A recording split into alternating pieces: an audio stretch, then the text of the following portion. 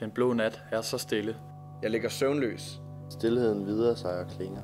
Det er lyden af tusinde miles tomhed. Det er rummets monologer, hvis ringe mødes med tidens tonløse cirkler. Min puls, mit hjertes hede spænding, holder mig vågen. Men jeg overvejer med kølig hu. En kraft passerer mine nerver, og jeg ligger som livløs. Længe tænker jeg med iskold ro. På den flammende utålmodighed, der er min skæbne. Pludselig føler jeg ganske fattet, og uden at røre mig. En ulidelig smerte slår ud i min bevidsthed og svinde igen.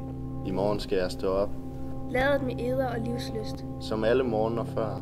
I morgen skal jeg konfronteres med vaskefad, skohorn, tandbørste og hele historien. Tobak og solskin og tuborg fra fad.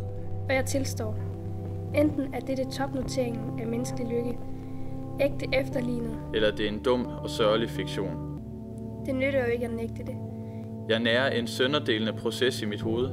Så sover jeg tænker, Min bevidsthed arbejder skærende til trods for mig selv. Intet er sandt, intet er umagenbart.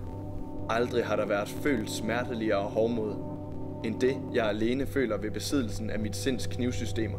Når forestillingen om verdens topmålte under mødes med forestillingen om alle tings endelighed. Der lever jeg. Denne knagen af akslerne Dette djævelske sammenfald af psykisk lyd. frigør de transcendentale smertevibrationer. Der er formen for mit inderste jeg. Min bevidsthed ytrer sig om sjælelig interferens. Selve det skrigende forhold mellem alle i øvrigt harmoniske virkeligheder.